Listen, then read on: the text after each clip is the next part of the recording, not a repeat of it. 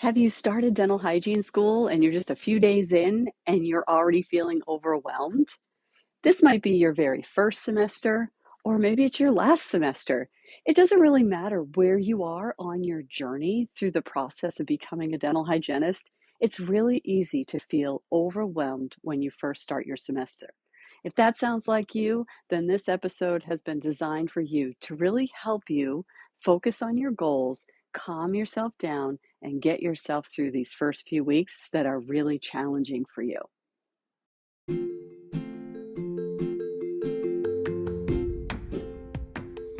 Hey everyone, welcome to the Happy Flosser podcast. My name is Billy Lunt. I am your host, and I am here to talk to you about all things dental hygiene to support you on your journey through the dental hygiene program. Welcome, so glad to have you.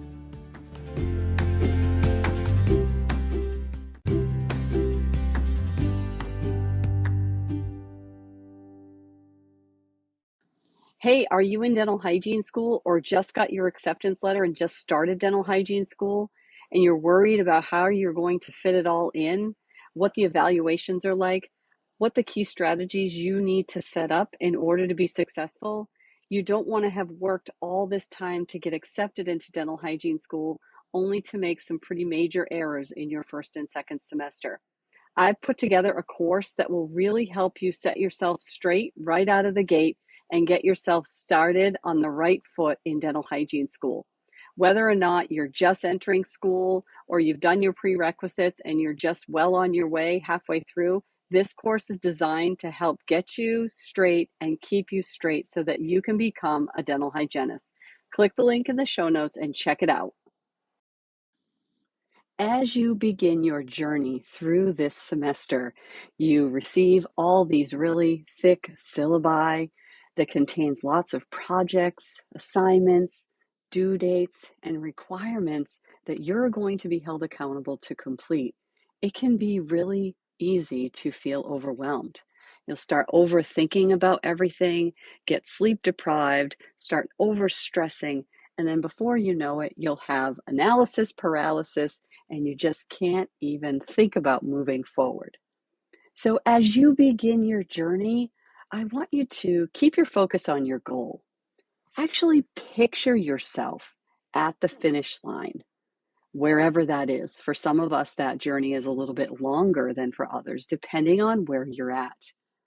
Ask others to hold you accountable, family members, friends, some of your study buddies. These people will help you keep from getting distracted. Form that study group and stay connected with your friends because there might be things that you overlook that they remember. Remember, we all have different strengths, so there's certain things that you might be really good at, like due dates and deadlines. And then one of your other study buddies might be really good at the details and looking at the rubrics for different assignments. So holding yourself accountable, having others hold you accountable, and relying on your study group because you all have different strengths go a long way at kind of de-stressing you after you get overwhelmed, looking at those syllabi, reading the requirements, and all that's going to be expected of you over the course of the semester.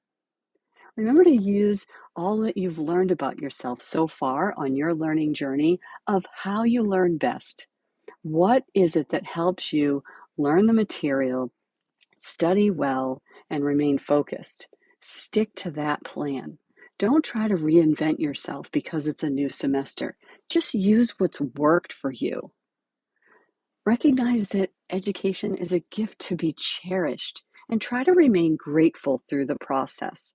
That will really help pull you down from that spiral of stress. That's what we need to do. So that's what we're going to talk about. We're going to break some of this stuff down into small steps. Getting my degree in dental hygiene was harder than any of the other degrees that I went after. And I can still remember that feeling of sitting there the first few days of dental hygiene school each semester, looking at all of the requirements for clinic, looking at all of the requirements for my didactic courses, and just feeling a little bit like this is impossible. This is a lot of stuff. And there were different dates and different things due all the different times, and feeling just a little bit like, how am I going to keep all of this straightened around? And there were times where I would miss certain things, and some of my friends would say, "Oh, yeah, that's this week." And oh my gosh, thank God I had that. I had that study group in place where people could help me if there was something that I missed. Because honestly, there were so many things and I found that organizing my patients in clinic was so time consuming and took a lot of my energy that sometimes the didactic courses, I would just lose sight of, oh, when things were due and stuff because I was taking so much of my time really just trying to manage my patients that were coming into clinic. I had patients that had really complex medical histories, so there was a lot of legwork and time just to get myself ready for those patients to come in. So I can definitely say that it's a natural, normal feeling when you first start the semester to just feel like this is impossible. This is a lot. I'm just shutting down. My brain hurts at this point. But what I challenge you to do is remember that the semester happens 1 week at a time and your assignments are due one at a time. Now, this might be assignments due in each class, and there are some overlap, and there are going to be some days where you have multiple assessments and multiple exams. And there's also going to be days where you have a really challenging day. It's just good days, bad days, right? This is how we grow and learn and stretch. And I can still remember some very challenging days in dental hygiene school where I just was kind of at a wall. You just can only handle so much, and then your whole nervous system just shuts down, right? You just go into that fight, flight, or freeze. And there are moments where you might go into freeze. So, what I'd like you to do is just stay focused on your why. My name is so and so RDH. Picture that tag on your clinic jacket having the letters RDH after it. This will help you stay focused on the whole reason why you're putting yourself through these academic rigors. Never let your guard down. A lot of graduates, once they graduate, their hindsight is, man, that was way harder than I thought it was going to be. And I will say the same holds true for myself because I had already done a couple of years of college before I went to dental hygiene school. I didn't think it was going to be challenging at all. And when I did my observation with the dental hygienist, she just made it look so effortless and easy. So I just didn't understand the complexities of all that was going on in the operatory and all of the different things that that hygienist was actually doing that I couldn't see because a lot of that stuff was going on in her mind or her head. And of course, I didn't always know what she was doing, so I didn't know what to look for. So it all made sense once you get through the program. And then when you look back, you realize just how rigorous the program is. And that really helps you justify that feeling of being overwhelmed. So this is not a surprise, right? The dental hygiene program is going to challenge you. But your faculty, they promise to prepare you with the skills, the knowledge, that critical thinking that you need. It's really a requirement to fulfill that position of being a hygienist. And your promise to your faculty is to really prepare yourself for the journey every single day, every single week, every single semester. I do think that sometimes students don't reach out early or often enough to their faculty, so I encourage you to do so. Now, why do you think dental hygiene school has to be so rigorous? Is there really a need? And I say absolutely. It is academically challenging, and you have to be able to take theory of what you learn in your didactic courses and apply it to practice. So it's kind of a different way of learning than maybe if you have a degree in something else or you've done some general studies courses, because you also have to have that clinical piece. You have to learn your manual skills and you have to develop that muscle memory and a lot of practice with your typodont because you're going to be responsible for direct patient care. So you have to be clinically excellent and academically competent, and that's really stressful. So here's my quote of advice to you. Hard work wins over talent every single time. So if you put in the work, you will be successful. You have to have really good time management skills, and you have to be able to meet your deadlines. So don't get yourself into that stressful last minute surprise situation. The more efficient and well prepared you are, the more relaxed you will be, and that will make it so that you can perform. And when we start the new semester, we may have been on a different schedule before that semester started, where we had quite a social life, we were getting plenty of rest, right? And we didn't really have to think about the rigors or our grades. And so when you start your semester, you have to recognize that you can't do everything when you are in school. Think about all of your hobbies and your friends and some of the extracurricular activities that you like to do.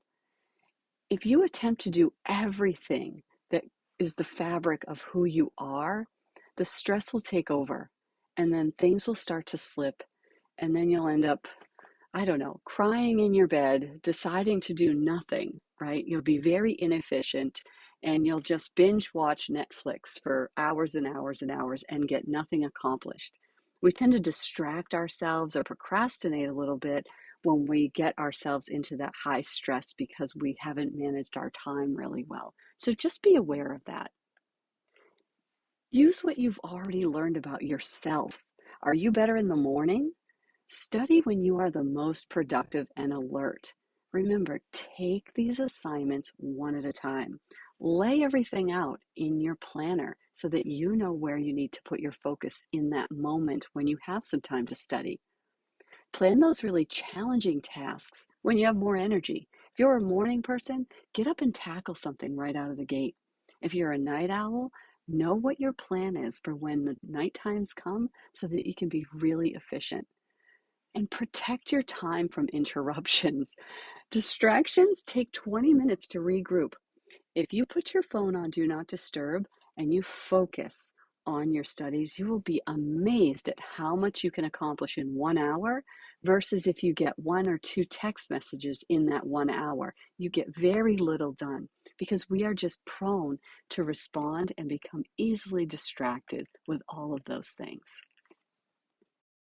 I saw some of these little inspirational, very wisdom-filled photos on the at Wisdom Made Easy, and I just thought I would share these for you because really getting yourself through that hump of feeling overwhelmed, it takes a village, right? It takes a couple of people giving you little words of wisdom. So I'm just going to share a couple of those with you.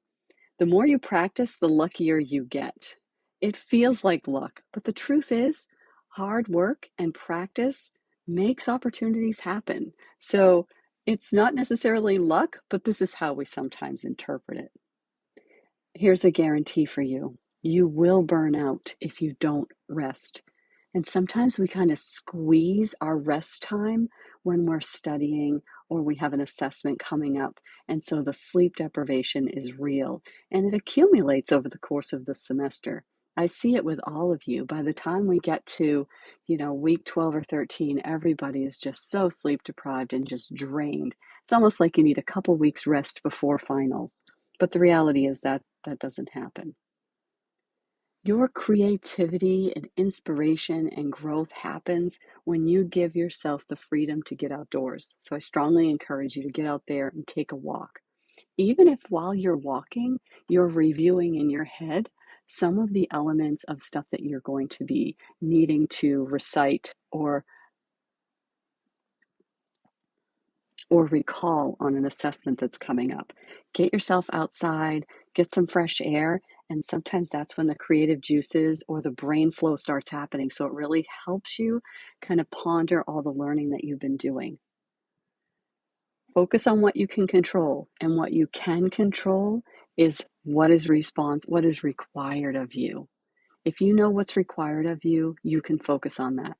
If you had a bad assessment last week or the week before, or maybe last semester wasn't your strongest semester, don't worry about that, right? The rear view mirror is really tiny because we don't want you looking back. The windshield is huge.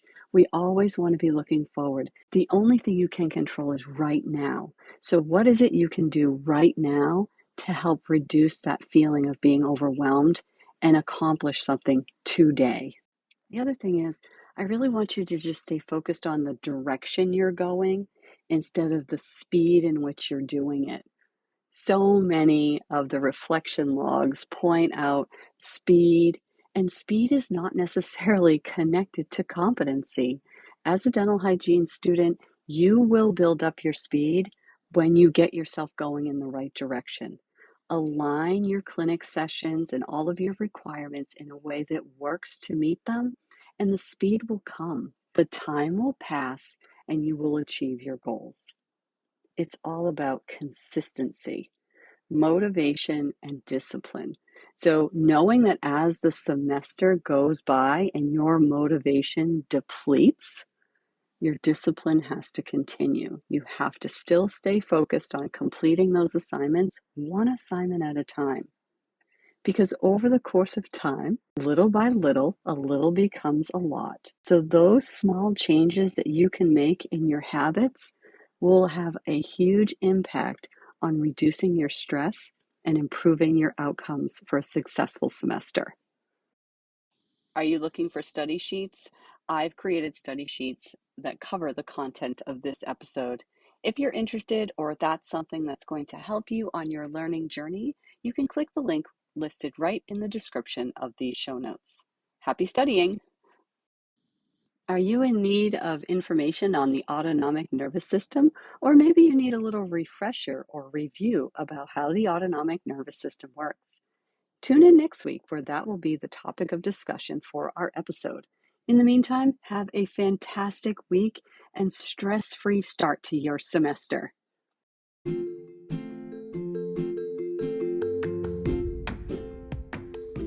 I would invite you to ask any questions at all that you need answered.